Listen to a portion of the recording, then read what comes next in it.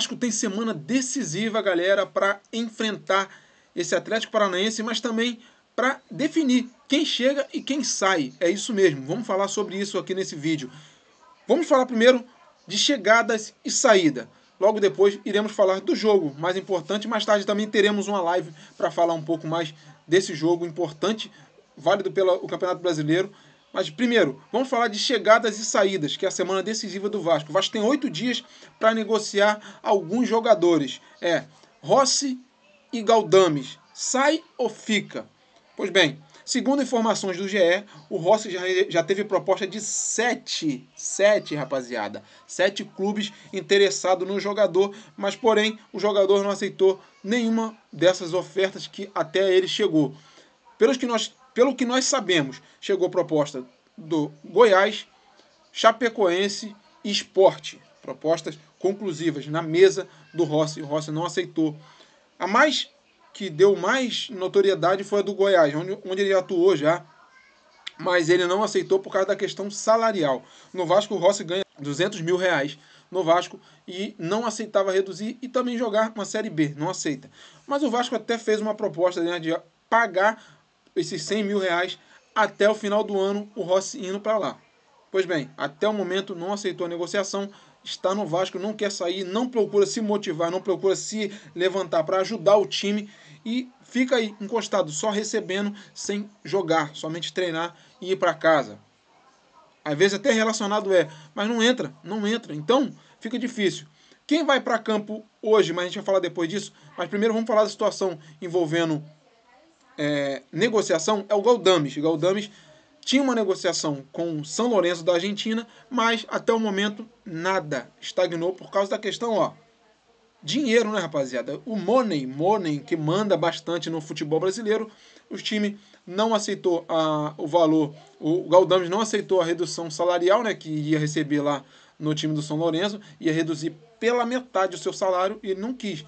O Vasco até estava pensando em pagar a metade desse salário, mas até o momento não houve negociação e a negociação até o momento está parada. E tem 8 dias, galera. 8 dias é muito pouco, muito pouco.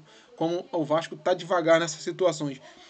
Nos pegou de surpresa a saída do Zé Gabriel, do Praxedes, né, que saíram do Vasco. A gente teve uma grande surpresa, foi um alívio na folha salarial, mas e agora? E do Cleiton também, né, que saiu do Vasco.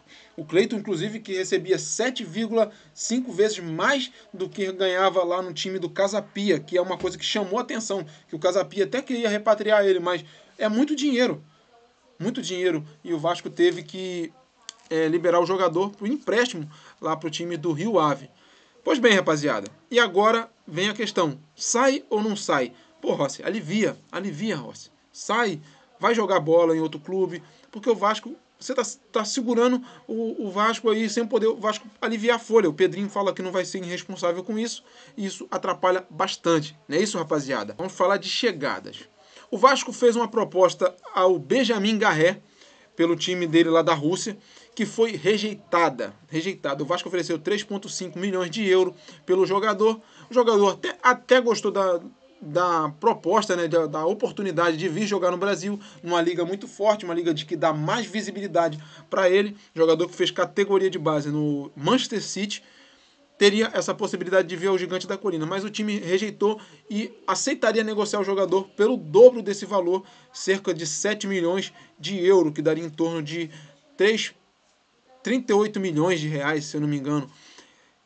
Pois bem, o Vasco não vai falar, até o momento não falou mais nada, não sei se vai ter uma contraproposta tentando um empréstimo do jogador, com uma compensação financeira, mas até o momento não teve nenhuma novidade sobre isso. Novidade temos sobre Luan Pérez, rapaziada. E é a situação que mais pega nesse momento. O Luan Pérez tinha negociação com o Vasco, ou tem negociação com o Vasco, porém tem negociações também com o Santos. O Santos Futebol Clube tem interesse no jogador, aonde o jogador jogou. O jogador até que jogou aqui no Rio pelo Fluminense, pouco tempo. Jogou no Santos, onde teve um pouco mais de rodagem, um pouco mais de partidas, mas teve uma certa notoriedade no Olympique de Marseille, jogando com o Dimitri Payet no ano de 2021 e 2022. Lá fez uma boa temporada, onde jogou com ele, com o Gerson também. E seria um trunfo do Vasco a possibilidade de jogar com Dimitri Payet. Mas a notícia que sai agora é o seguinte: Thiago Fernandes, um jornalista da Band de Minas Gerais, trouxe a informação de que ele está mais próximo de jogar no Santos do que no Gigante da Colina. É uma notícia que pegou até a mim mesmo de surpresa. Por quê, rapaziada? O Vasco tentou Lianco, André Ramalho, e do André Ramalho recebeu um não, que foi para o Corinthians. Teve a oportunidade de fechar com o Lianco, não fechou, porque o time dele lá queria grana. E o Atlético Mineiro fechou com um jogador, com o Lianco. Chegou a negociar também com Rafael Tolói, que era o plano A do Vasco. Estava em stand-by. E, em paralelo a isso, o Vasco negociava com Maurício Lemos, do Atlético Mineiro, que liberou o jogador, para o jogador negociar com o Vasco, mas não teve acerto do jogador com o Vasco, que foi o segundo não, terceiro no caso, né? Porque o Rafael Tolói também rejeitou a proposta do Vasco, tendo em vista que ele preferiu ficar lá, tem mais um ano de contrato com o Atalanta. E a família também, a questão de matrícula de filho na escola, tudo isso atrapalhou um pouquinho. E o jogador decidiu ficar lá na Europa. E o Vasco agora abriu negociação com Luan Pérez. E o que pega, rapaziada? O Santos está na jogada e o Santos fez uma proposta para o jogador. Não sei se a questão de afeto lá com o clube da Vila Belmiro chamou a atenção e o jogador pode estar fechando lá. É uma fonte confiável do pessoal de Minas. Agora temos que aguardar. Se não vir, quem vem? Porque 8 dias é muito pouco. O Vasco tem que correr contra o tempo para negociar esse jogador. Né, rapaziada? Deixa nos comentários se você acha que tem algum zagueiro aí disponível no mercado, você que conhece também de futebol, que pode fechar com o Vasco. Eu não vejo nesse momento aqui no futebol brasileiro nenhum jogador que se adeque a essa função no Vasco. O Vasco precisa de zagueiro urgentemente, galera. Precisa urgentemente de jogador para jogar do lado de João Vitor, que é o melhor zagueiro que nós temos, né? Tendo em vista que o Rojas não dá, Léo Pelé, então sem comparação, não tem como jogar no Vasco nesse momento. O psicológico dele está muito abalado, a torcida também está pegando no pé, ele tem falhado bastante e o Vasco tem que contratar esse zagueiro. E 8 dias tem que correr contra o tempo. E falando em correr contra o tempo, o Vasco está próximo de anunciar Jean Menezes, o atacante chileno que veio junto ao Toluca, que o Vasco adquiriu o jogador por 1,5 milhões de dólares, que dá em torno de 8 milhões de reais. Junto ao Toluca, o jogador já passou no exame médico, está aguardando apenas a questão da regularização aí do documento junto à Receita Federal, Polícia Federal, né, a questão de documentação, para ser anunciado e inscrito no BID, para poder aí sim fazer a sua estreia diante do Atlético Paranaense na próxima quinta-feira. Essa é a informação do pessoal do Atenção Vascaíno, rapaziada. E falando de jogo, hoje ele não joga, o Jean Menezes é certo de não jogar, mas também não joga Felipe Coutinho, não joga e JP. E quem entra no lugar do JP? Galdames, rapaziada. Pasmem que o Galdames entra no lugar do JP. Não entendi muito o JP, que toda vez que entrou bem no time do Vasco, e o Rafael Paiva optou por essa escolha. Não vou criticar, vou observar para depois nós podermos criticar. Mais tarde na live nós vamos poder avaliar um pouco mais o porquê aconteceu isso. Mas até o momento só é a informação que saiu agora há pouco. Né, rapaziada? Quem volta?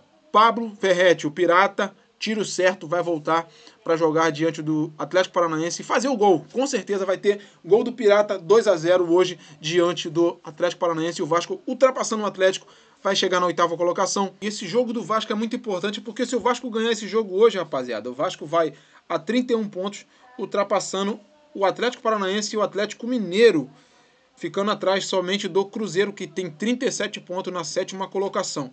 Então, rapaziada, é isso. O Vasco tem que fazer o dever de casa, urgentemente. O Vasco não pode perder o jogo de hoje, né?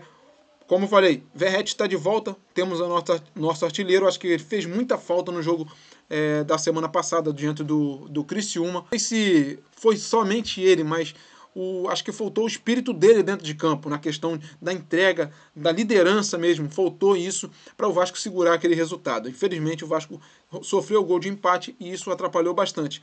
Não é isso, rapaziada? Esse é o vídeo de agora, espero que você tenha gostado, deixou o seu like, se inscreveu no canal e é muito importante para estar ajudando cada vez mais nós estamos crescendo aqui no YouTube. Valeu, rapaziada, tamo junto e mais tarde tem live pré-jogo e provavelmente live pós-jogo para você estar acompanhando conosco aqui no nosso canal. Valeu, tamo junto e fui!